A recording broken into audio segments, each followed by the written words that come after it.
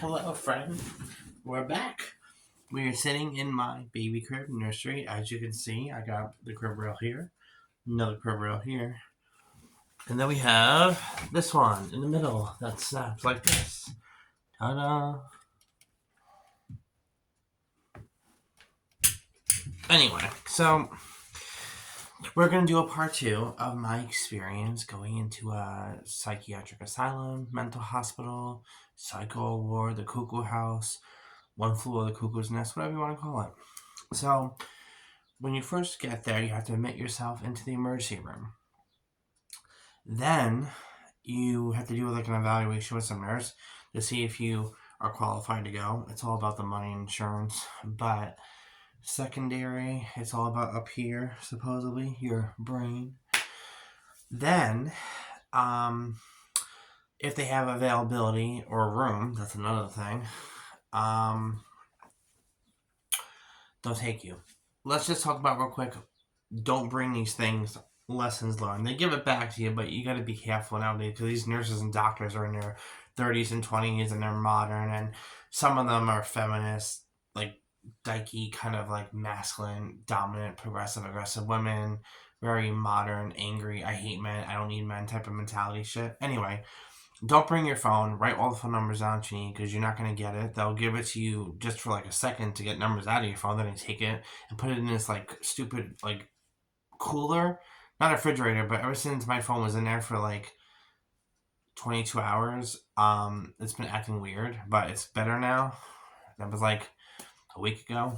Anyway, also, even with a stretchy brassiere or bra, if you're a girl, I don't know about if you're a boy, but if you're a girl, like I can't wear that. You can't wear nothing. You have to wear a paper blue gown, basically. And if you have any credit cards or any kind of money, they're going to count it, write everything down. If you have a mirror or any kind of what they call contraband, which I don't have. I had a razor blade for my face or my legs to shave, but they'll take that, but you can't have it with you, obviously. But back to the beginning. So you get admitted to emergency room, right? Then they took me in. I had to go to the security guard and hand over my book bag. Now, luckily, I was only there for 22 hours, 21 hours, whatever. I got my stuff back. They wrote everything down because they're responsible. I mean, there has been cases and lawsuits of stuff, people getting, like, discharged from, like, one town to another the next day or one city to another city the next day. And if they have stuff, sometimes it gets lost, misfound, so my honest suggestion, and it sounds so screwed up, but it's like if you don't have anybody, like family, friends, or foe, or husband, or anyone to go to your home and bring you your clothes that you can have, it has to be clothes that are stretchy. It can't have no string tied to it. You have to cut the string out. If you do bring a bra with a wire or a cup, you have to cut the wire out, which ruins a bra. I just get those tank top stretchy camisole bras from Walmart. But so I gave him all my stuff, the count and everything. I got stuff back after I leave. I'll talk about that in the middle of the video. So I went in, and this is basically like a holding cell. It's an actual psychiatric asylum, but kind of sort of. But I was the only girl there. The only girl. It was all men, mostly older men. Some were coming off of drugs, some were coming off of alcohol. This one guy was young, like in his late 20s, 30s, and he was banging on the walls, yelling, screaming, walking around with no shirt on, and it was just really awkward and uncomfortable. It made me definitely reflect the 21 hours I was there. I appreciate my home.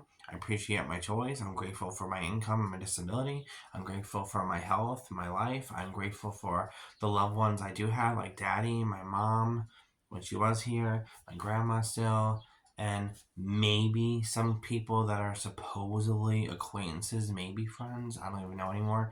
The ones who stuck by me and still call me every day and not just ghost me and call me once a month. You know who you are. So, any hoo-has. So, and that goes for people who block and delete and ghost people. And you need to sit back and reflect on yourself. Be like, you think I'm a bad friend, but I gave you a care package. I mailed you stuff when you said you didn't have anything and posed like you didn't have anything, lied, and then you want to hang out with somebody else who's from another country that you barely don't know, that you told me stuff privately that, I'm not going to say now because I'm not trying to blast people on YouTube and put people under the bus. But anyway, so back to the conversation. Point line blanker sinker. If you want to call me, you have my number. If you really want to talk like I'm a trauma adult, if you really care about our friendship and you really care about us, and you say you want to be friends or like me, you would call. If not, then you made your bed, lie in it, and the truth comes out eventually. And let that person move in with you. And they say your true colors come out when you once live together, or when you do live together.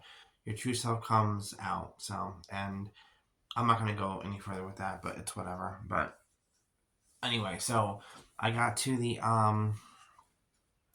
they brought me in the thing. I had to get undressed with a bunch of women. They gave me a blue paper gown, paper pants, paper shirt.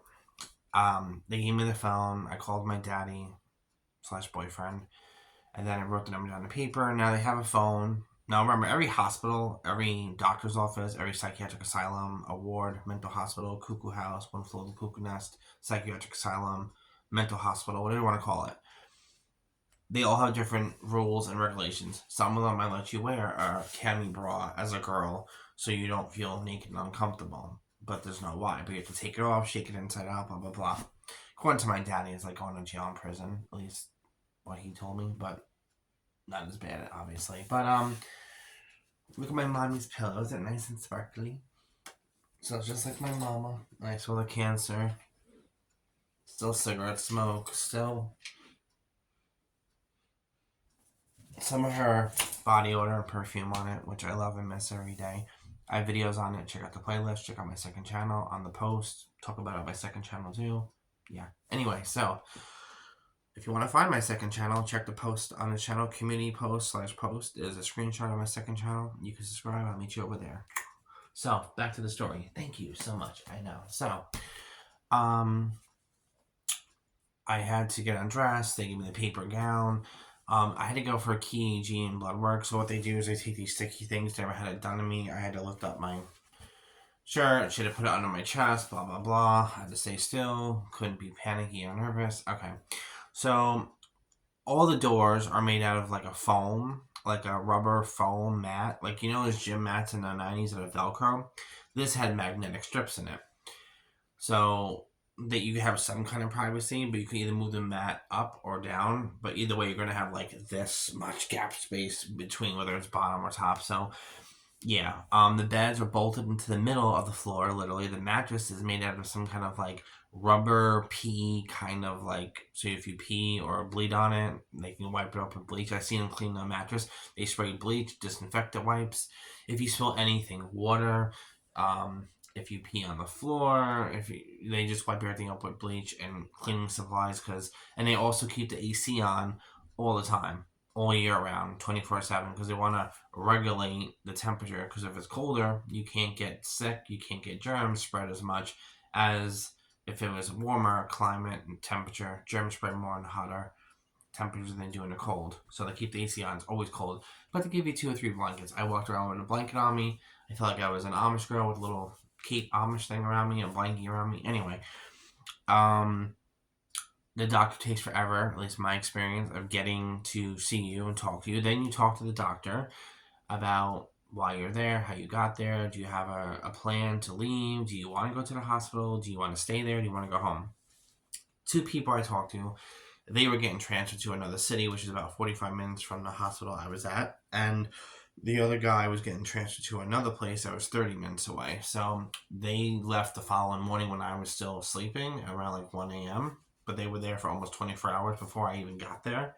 So they were there about a day and a half. Then they got transferred because I guess the hospital upstairs that I was at, they didn't have any rooms available. It was a full house there. So they had to get transferred. I obviously went home. They released me early in the morning. But before we get back to that story, hold on, I'll tell you in a minute. I called my daddy. The doctor calls my boyfriend / daddy to tell him how long you've been together. They ask you personal questions. They ask him about me. Do you think she's okay being by herself, living by herself? Does she need to be put away, live in an adult group home? Do you think she's okay to walk home by herself? Can you pick her up? Does she need a cab, a bus, whatever? He vouched for me. Everything was fine. Obviously, thank goodness. Thank you, Daddy. So then I had dinner there. I had a cheeseburger and some sweet potato fries with wheat bread, which was quite good. Hospital food is slamming. If you could support your local hospitals, go there for lunch every day. I totally recommend it. I might be doing that. I might go do that. So, anywho, listen to this. So, we're in my nursery. Stay tuned for a future video update of my adult baby nursery coming soon. Couple days. Maybe tomorrow. Maybe today. I don't know. But subscribe. Hit the notification bell and you'll see it. Yeah. Maybe on my second channel. Yeah. So, ate dinner, walked around. It's a really small facility, and long story short, what else did I do? They did blood work. I talked to the doctor. The doctor called my boyfriend / daddy. Then he got back to me. Then he said, it's always maybe, hopefully, soon. I have to use those words a lot to keep you on your toes. Like when you go to a hospital and you say, can I see the doctor? Can I see the doctor? You might be there anywhere from 6 to 12 to 21 hours or 15 hours or 5 hours. Who knows? But when I say soon, they know. They just don't want to tell you. So because you're there, whether you put yourself voluntarily or you put yourself involuntarily, you put yourself there for a reason. Whether you called on yourself, somebody called on you, you're there. You're obviously a nut. You're a cuckoo Mad Hatter. You're not meant to be in the outside world at that moment, at that present time. So they're going to keep you for at least I think it's 15 hours, 21 hours, 38 hours, and 48 hours hold before you go to another hospital or you go upstairs. If they have room, they just ship you upstairs. I don't know about that because I didn't stay. I went home, obviously. So the doctor obviously discharged me hours later. It's like 6 o'clock in the morning now, and I've been up from like 1 a.m. to like 4. I slept off and on every other hour. It was cold. It was uncomfortable. It was very... Put it this way, it made me reflect on everything, like I told the doctor, and I'm grateful for yes, I'm a little... or a lot, because I didn't have it growing up, but I'm very moralistic. I definitely don't live a poor poverty lifestyle. I used to. Been there, done that. It's another story. If you want to know that story, comments below on this video. I'll talk about my growing up poor trailer park days. Wasn't cute, wasn't pretty, wasn't fun. But, whatever. Anyway. They discharged me, signed papers. I didn't go to another program. I canceled that one out. I see my therapist now. We did a phone call. I do another phone call next week. Then I see her the following week for, one-on-one. See her in face-to-face. Called my boyfriend / daddy, and I walked to the bus, took the bus home, and that's my story. And I don't recommend going ever unless you really need the help. If you need the help, then go. But, the hospital was not fun like when we were younger, 15 years ago, 17, 18 years ago. It was different then. The hospital now, it's very cold. It's very, like, literally cold. And it's also, like, the atmosphere and the architecture design. It's very gray, black, white, beige, tan. It's very neutral colors. It's cold. There's no color. There's no warmth. It's almost like prison or jail, according to what Daddy told me. Like, you can look up pictures, you can look up anything, and you'll see pictures. Like, the beds bolted to the ground, the chairs in the lobby where you can sit and watch TV. That's the box is screwed into the wall. Inside of another box, you can barely hear. They gotta turn up loud because the volume has little holes in it. And the TV's inside of a box screwed into the wall. The chairs you're sitting in are these like heavy industrial plastic blue chairs that are bulky and big. And everything is like a hard plastic where they can just wipe it down. There's no cushions. It's uncomfortable. You can't lift up the chairs that you're sitting in because they're heavy and you're at least 55 to 60 pounds. And long story short, that was my experience. And yeah, wasn't fun. And there's help out there. If you guys need help, then you call. But that was my experience. And it was definitely different than when I last remember when I was younger. When I was younger, the hospital experience was more, I don't want to say fun, but I was also really young, but going through some stuff. I will talk about that story. Comments below if you want me to talk about my other hospital experience when I was a teenager, almost 19. I'll talk about that. If you want to see that kind of video, give this video 45 likes / thumbs up, and I will talk about that. If not, then it's not an important topic that you guys don't want to hear, but I'm asking because I can get that because I have over that many subscribers. Love you all. Bye. Talk to you later.